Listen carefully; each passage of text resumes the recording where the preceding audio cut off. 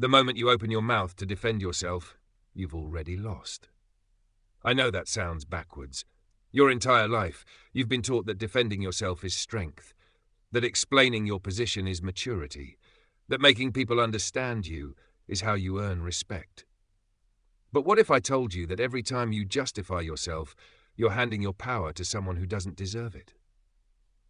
What if the people who never explain themselves are the ones everyone respects most? I'm going to show you something most people never consciously recognize. In any conflict, there's an invisible courtroom being constructed. One person becomes the judge, and the other becomes the defendant. And the moment you start explaining yourself, you've accepted the role of defendant in someone else's trial. This isn't about being cold or arrogant. This is about understanding a fundamental truth that Niccolo Machiavelli discovered 500 years ago. Power isn't about being right. It's about who controls the frame of reality. And the person explaining is never the one in control. By the end of this, you'll understand why silence is more powerful than any argument, why agreeing with your accuser can destroy them, and why the only defense that actually works is no defense at all. The childhood trap. Let me take you back to when you were 5 years old. You're standing in front of an angry parent or teacher. They're accusing you of something. Maybe you broke something, maybe you hit your sibling, maybe you didn't do your homework. What was your only option to escape punishment, explanation, justification, proof of innocence? I didn't break it, it fell. I didn't start it. He hit me first. I forgot because I was sick. You learned in that moment that authority figures hold the power of judgment, and your survival depends on convincing them you're good. That if you can just explain clearly enough, they'll understand and the punishment will go away. Here's the problem. You grew up, but that programming didn't. You're still doing it, every single day. Someone questions your decision at work, and you immediately launch into a detailed explanation of your reasoning. Your partner criticizes you, and you defend yourself with evidence from the past week. A friend makes a subtle jab, and you rush to clarify what you actually meant. You're still that 5-year-old trying to convince the authority figure that you're good enough, smart enough, worthy enough. But here's what you haven't realized. There is no authority figure. There's no judge. There's no jury. There's just you, projecting that childhood dynamic onto everyone you meet. When you defend yourself to someone, you're subconsciously saying, "You are the authority. I am the child. Please approve of me so I can feel safe." And human beings, primal creatures that we are, can smell that submission from a mile away. Think about the people in your life who command the most respect. Your most successful colleague, that friend everyone seems to defer to, that person who walks into a room and somehow everyone pays attention. Do they explain themselves constantly? Do they justify their decisions to people who question them? Do they rush to clarify when someone misunderstands them? No, they don't. They state their position and move on. They make decisions and let the results speak. They allow people to be wrong about them without correcting every misperception. This isn't arrogance. It's something much more powerful. They've stopped giving other people the authority to judge them. Machiavelli wrote, "It is better to be feared than loved, if you cannot be both." But in modern terms, this translates to something more nuanced. It's better to be respected than understood. When you rush to make someone understand you, you're saying their opinion of you matters more than your own. You're saying you need their validation to know you're okay. You're handing them the key to your emotional state, and once they have that key, they can lock and unlock you whenever they want. The silence weapon. Let me walk you through a scenario. You're in a meeting. You present an idea. Someone across the table says, "That's not going to work. You clearly haven't thought this through." The old version of you immediately jumps in. "Actually, I've been researching this for 3 weeks. I looked at 5 different case studies. The data shows you're defending, you're proving, you're seeking validation." Here's what happens instead when you understand the power of strategic silence. They say, "That's not going to work. You clearly haven't thought this through." You look at them. Hold eye contact. 3 seconds. 4, 5. You don't smile, you don't scowl, your face is completely neutral. You're not angry, you're not even bothered. You're simply observing them the way a scientist observes an interesting specimen. Then you turn back to your notes and continue with your next point. What just happened? In that silence, you created a psychological vacuum. The human brain is terrified of silence during conflict. It signals that something is wrong with the social script. It means the other person isn't playing the game they expected. Usually, within seconds, they'll start to crumble. They'll backpedal. I'm sure you've done some research. They'll try to fill the void. Why are you looking at me like that? They've just started defending themselves against your silence. The power has completely flipped. This is what I call the void technique. When you refuse to defend, you become like fog. You can't punch fog. You can't cut water. Your attack passes through with nothing to strike, and that unbalances the attacker. Here's why this works at a psychological level. When you defend yourself, you reveal your insecurities. You show them exactly which buttons to push. If you shout, "I'm not stupid," in response to an insult, you've just told them that intelligence is your weak point. If you insist, "I'm not a bad person," you've revealed that moral standing is where you're vulnerable. But silence reveals nothing. It's a dark mirror. When they look into your silence, all they see is their own aggression reflected back at them. And that makes them deeply uncomfortable, because suddenly they're the one who looks petty, aggressive, unreasonable. You haven't said a word, but they're judging themselves. Let me be clear, this isn't about suppressing your feelings or pretending you don't care. This is about recognizing that your emotional reactions are yours to control, not theirs to trigger. The person who can be provoked is controllable.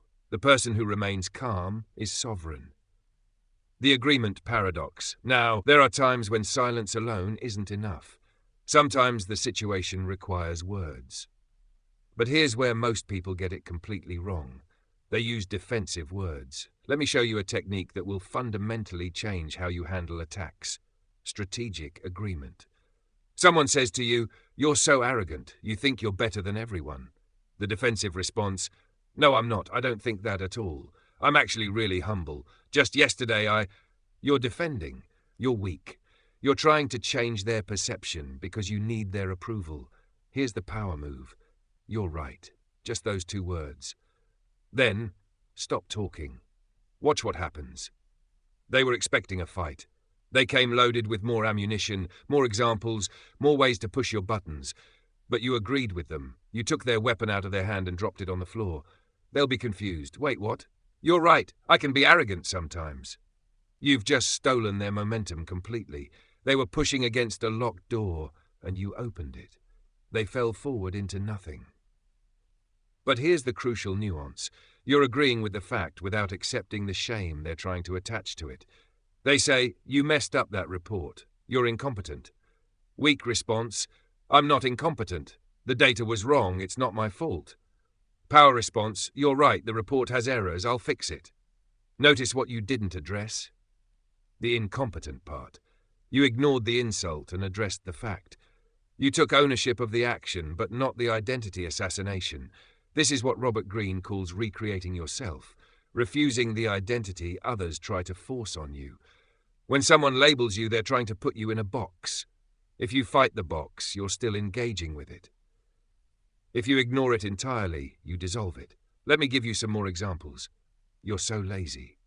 Absolutely. It's a lifestyle choice I'm committed to. You don't care about anyone but yourself. I'm working on expanding my capacity for concern. You're on the list for next quarter. You're weird. I prefer the term delightfully unconventional. But yes, you say these things with a completely straight face or a slight amused smile. Not defensive, not angry, just unbothered. What you're demonstrating is what psychologists call amused mastery. The attitude of a parent watching a toddler throw a tantrum. You're not getting angry at the toddler. You're not arguing with the toddler. You're amused by the drama because you know you're fundamentally safe. This works because it shows you're whole. You don't need their validation to know who you are. A person who knows they're generous laughs when called stingy. A person who knows they're intelligent laughs when called stupid. If you're defending yourself, it's because a part of you fears they might be right. And that's the internal work you need to do, the frame reversal. Every conversation has a hidden architecture. In most conflicts, someone takes the role of judge and someone takes the role of defendant. The judge asks questions. Why did you do that? What were you thinking? Who do you think you are? The defendant answers, I did it because. I was thinking that. I think I'm. Whoever asks the questions holds the power. Whoever answers is losing status. The most powerful technique in conflict is to refuse the role of defendant and seize the role of judge instead. You do this by answering a question with a question or by analyzing their behavior instead of your own. They say, why are you always late? Weak response. There was traffic. My alarm didn't go off. I was dealing with. Power response. Why does my arrival time affect your emotional state so strongly? See the shift. Suddenly we're not talking about the clock. We're talking about their reaction. You've put the spotlight back on them. They say, you're being ridiculous. Power response. What makes you need to use labels like that to make your point? You're psychoanalyzing them in real time. This is incredibly frustrating to someone trying to manipulate you because they wanted you on your back foot, scrambling to defend. Instead, you're calmly examining them like a specimen in a jar. Here are some phrases that work like shields. That's an interesting perspective. You seem very invested in this. What makes you say that? Does saying that make you feel better? These phrases acknowledge that sound came out of their mouth, but they don't accept the content, their boundaries. You're saying, this is your stuff, not mine. Keep it. This isn't just a technique, it's a spiritual stance. It's the realization that other people's perceptions of you are none of your business. Their anger? Their problem to manage. Their disappointment? Their responsibility. Their need for you to be different. Their issue to work through. When you defend yourself, you're trying to carry their emotional baggage for them. You're trying to fix their feelings about you. Stop it. Let them carry their own weight. The internal foundation, everything I've taught you so far, will fail completely if you don't build the internal architecture to support it. You can use these techniques, but if your voice is shaking, if your eyes are darting around, if your energy is screaming, please like me, it won't work. Here's why. These strategies are 20% verbal and 80% non-verbal. The words matter less than the frame you're speaking from, and that frame comes from one place: genuine self-acceptance. Let me ask you something uncomfortable. Why does it hurt when someone attacks you? Because they're touching a wound that's already there. If I tell you that you have green skin, you won't get mad. You won't defend yourself. You'll laugh because you know it's absurd. There's no internal wound around having green skin. But if I call you a failure and you immediately rush to defend yourself, it's because some part of you suspects I might be right. There's a wound there, an uncertainty, a fear. The ultimate defense isn't a verbal technique. It's self-knowledge. It's looking into your own darkness, owning your flaws, and accepting your shadow. When you know you're capable of selfishness and someone calls you selfish, you can say sometimes yes without it destroying you. When you know you're capable of cruelty and someone calls you cruel, you can say, I can be, without shame. You cannot shame someone who has already accepted themselves. You cannot expose someone who has nothing left to hide. This is what it means to be truly untouchable. You're not defending a fortress. You become like wind. The attacks pass right through you because there's nothing solid to strike. Think about the most secure people you know. They don't defend their intelligence. They know they're smart. They don't defend their kindness. They know they're good. They don't defend their worth. They know they matter. And because they know these things internally, they don't need anyone else to confirm them externally. This is the work. Not learning clever comebacks, but building such a strong sense of self that other people's opinions become just noise.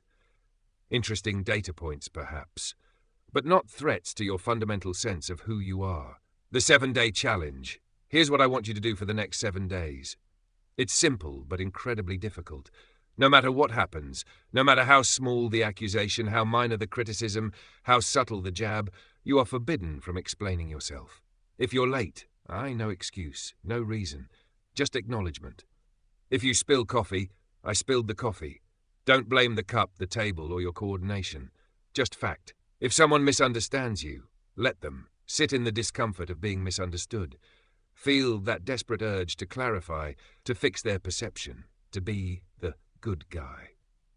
And let that urge burn to ash. Watch what happens. Watch how people react when you stop playing the game. You'll see confusion first. They don't know how to respond when you don't give them the script they expected. Then you'll see something shift. Respect. Because people are drawn to certainty, and nothing screams certainty louder than someone who doesn't need to justify their existence. Some people won't like this new version of you. They'll call you difficult, cold, arrogant. Let them. Those are the people who benefited from your constant explanation, your endless justification, your desperate need for approval. Those people were using you, and when you stop being usable, they leave. Good. The ones who stay, those are the people who respect you for who you are, not for how well you perform for them. You'll also notice something interesting happening internally. You're reclaiming energy. Every time you don't explain yourself, you're plugging a leak in your soul. Every time you let someone be wrong about you, you're choosing your peace over their perception. You're stepping out of the role of the child who needs approval and into the role of the sovereign who simply exists. The world will try to pull you back. It will bait you with provocations designed to make you react. Don't. Keep your mystery, keep your power, keep your silence. Power response. You're right, the report has errors. I'll fix it. Notice what you didn't address? The incompetent part. You ignored the insult and addressed the fact. You took ownership of the action, but not the identity assassination. This is what Robert Greene calls recreating yourself, refusing the identity others try to force on you. When someone labels you, they're trying to put you in a box. If you fight the box, you're still engaging with it. If you ignore it entirely, you dissolve it. Let me give you some more examples. You're so lazy. Absolutely. It's a lifestyle choice I'm committed to. You don't care about anyone but yourself. I'm working on expanding my capacity for concern. You're on the list for next quarter. You're weird. I prefer the term delightfully unconventional, but yes. You say these things with a completely straight face or a slight amused smile. Not defensive, not angry, just unbothered. What you're demonstrating is what psychologists call amused mastery. The attitude of a parent watching a toddler throw a tantrum. You're not getting angry at the toddler. You're not arguing with the toddler. You're amused by the drama because you know you're fundamentally safe. This works because it shows you're whole. You don't need their validation to know who you are. Today, you can cut those strings. Not by being cruel, not by being cold, but by recognizing that you are not required to perform for an audience that hasn't earned a seat in your theater. Their opinion of you is not your responsibility to manage. Their discomfort with you is not your problem to fix. Their need for you to be different is not your burden to carry. Machiavelli understood something that modern self-help culture has forgotten. Power doesn't come from being liked. It comes from being respected. And respect doesn't come from explanation. It comes from consistency, certainty, and the unshakable knowledge of your own worth. The person who never defends themselves is the person everyone respects most. Not because they're perfect, but because they've stopped seeking perfection in other people's eyes. They've stopped performing, they've stopped explaining, they've stopped trying to control how they're perceived, and paradoxically, that's when their power becomes absolute. So here's my final question for you. Are you ready to stop being the defendant in everyone else's courtroom? Are you ready to stop explaining yourself to people who have no authority over you? Are you ready to become untouchable? If your answer is yes, then start today. Start right now. The next time someone baits you, challenges you, tries to make you defend yourself, don't. Just look at them. Hold space. Let the silence do the work. And watch as your entire world reorganizes around this new reality. You are not here to be understood by everyone. You are here to be yourself, with or without their approval. That's not arrogance, that's freedom. If this resonated with something deep inside you, the part that's exhausted from performing for others, write this in the comments. I am the sovereign. Share this with someone who's tired of defending themselves to people who don't matter. Subscribe if you're ready to stop being controlled by other people's opinions. The transformation doesn't happen when you learn to defend yourself better. It happens when you stop defending yourself at all.